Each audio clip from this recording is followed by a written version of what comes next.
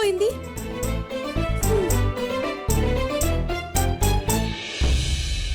సంతోషి అక్క బాబా ఇద్దరు కలిసి ఇంటికి వస్తారంట. సంతోషి అక్క బాబా ఇద్దరు కలిసి ఇంటికి వస్తారంట. నానమ్మ, సంతోషి అక్క ఫోన్ చేసింది. అక్కేం చెప్పిందంటే అన్ని పరిస్థితులు బాగుపడ్డాయంట. అక్క బాబా ఇద్దరు కలిసి మనల్ని కలవడానికి వస్తారంట. నా మనవరాలింట్లో అన్ని చక్కబడ్డాయా? అవునానమ్మా.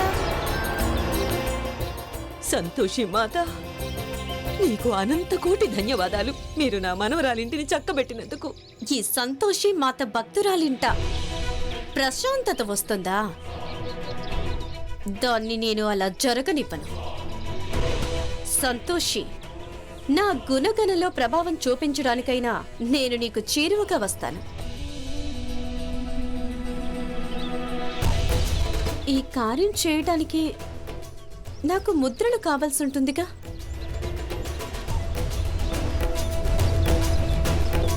నేను ఆ చతుర మహిళతో మాట్లాడాల్సి ఉంటుంది.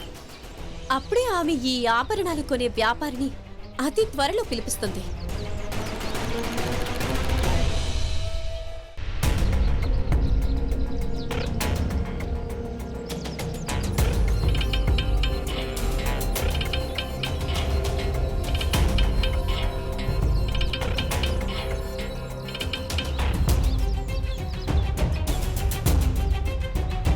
మీ మాట నిజమేనండి దమయంతి గారు. ఈ నగలన్నీ నికార్సైనవే. అలా అయితే ఇంతకు ముందు మాట్లాడుకున్నట్టు ఇక ఒప్పందానికి వచ్చేద్దామా?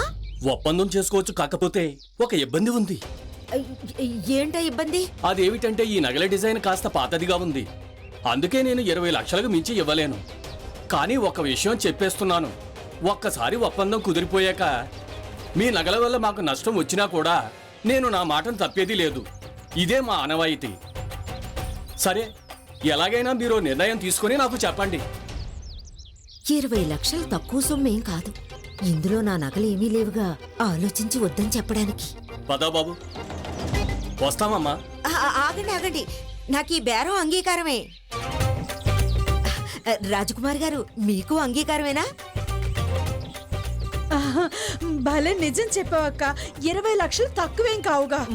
మా మాటగా చెప్పాలంటే ఈ బేరం మేము ఒప్పుకున్నట్టే. అవునక్క, మా బాగా చెప్పావు. నిజంగానే మంచి ఒప్పందమే ఇది. నువ్విక వెళ్ళిపోవచ్చు. నాకు ఈ ఒప్పందం ఇష్టం లేదు.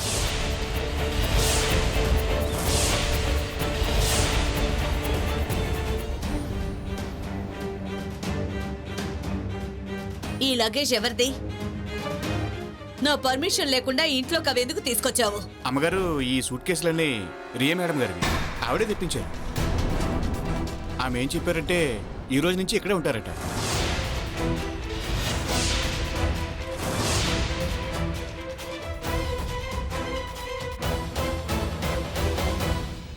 ఈ కేసు మన చేతుల్లో నుంచి పోకూడదు. అలాగే, అందుకే handle with care. Okay. Madhu, ఎవరైనా గెస్ట్ వచ్చారా? ఎవరి లగేజ్ ఇది? ఈ లగేజ్ చూస్తుంటే ఏదో పెద్ద హాలిడే ప్లానింగ్ మీద వచ్చినట్టున్నారు. అరే, ఎవరైనా నోరు తెరిచి చెప్తారా?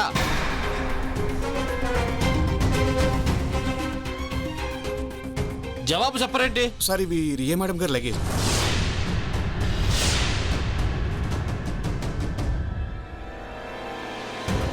మధు, రియా ఇక్కడికి ఎందుకు వచ్చింది? అమ్మగారు, ఈ లగేజ్ ఏ గదిలో పెట్టుకుంటారు? పైకి పైకి. ఒక్క నిమిషం. రియాకి గాని తన వస్తువులకు గాని ఈ ఇంట్లో ఎటువంటి స్థానం లేదు. ఆగండి మధు అక్క.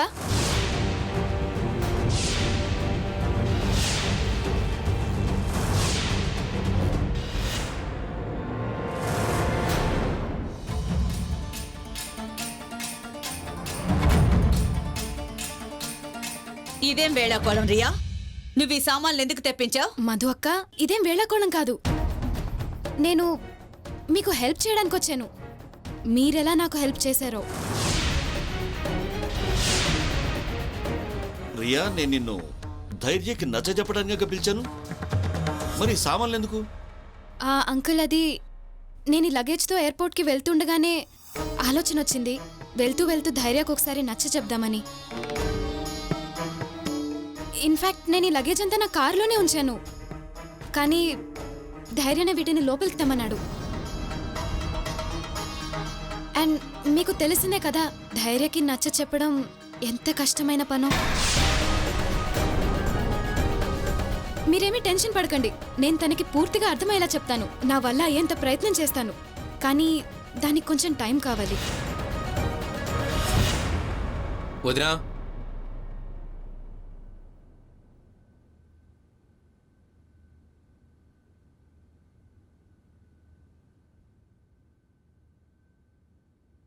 ఇక మీదట రియా మనతో పాటు ఇక్కడే ఉంటుంది.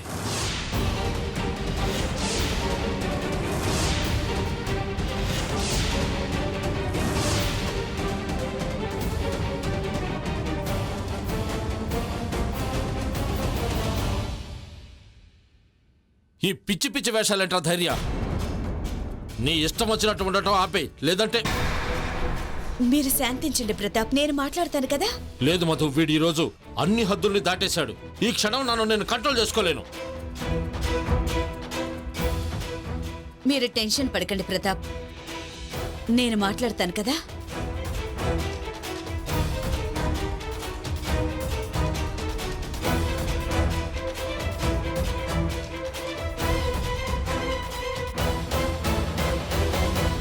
ధైర్య, రియా ఇంట్లో ఎలా ఉంటుంది చెప్పు, లోకులు ఏమంటారు? ఓఫో మధు అక్క ప్లీజ్, బయట వాళ్ళ గురించి అంతగా ఆలోచించాల్సిన అవసరం లేదు.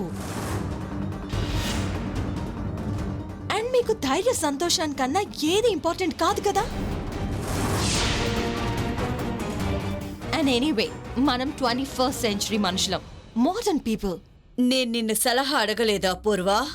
సరే, మీ ఇష్టం వచ్చినట్టే చేసుకోండి. అపూర్వదం చెప్పింది కరెక్టే.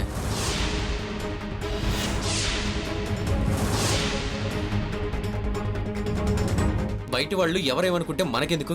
సరే, బయట వాళ్ళ గురించి ఆలోచించుకో, కానీ నీ భార్య గురించి ఆలోచించరా? నువ్వు ఆమెను పెళ్లి చేసుకున్నావు, ఆమె పాపిటి కుంకుమ పెట్టావు.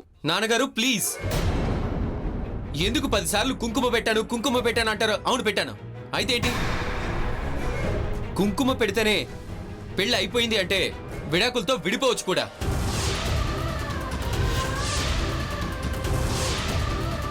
విడాకులు ఇప్పించేయండి, తెంచేయండి మా బంధాన్ని, కానీ రియా మాత్రం మనతో పాటు ఇక్కడే ఉంటుంది.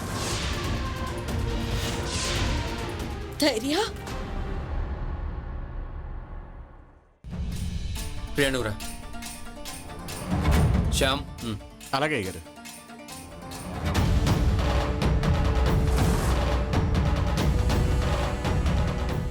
రియా, ఏం పని చేస్తున్నావో తెలుసా? నువ్వు వచ్చింది సంతోషి జీవితాన్ని సరిచేయడానికి. అవును అంకుల్, కానీ మీరు చూశారు కదా ధైర్యాన్ని, తను ఎవరి మాట వినిపించుకోవట్లేదు. మీరందరూ టెన్షన్ పడకండి, నేను తనకు అర్థమయ్యేలా చెప్తాను, కానీ కొంచెం టైం కావాలి దానికి.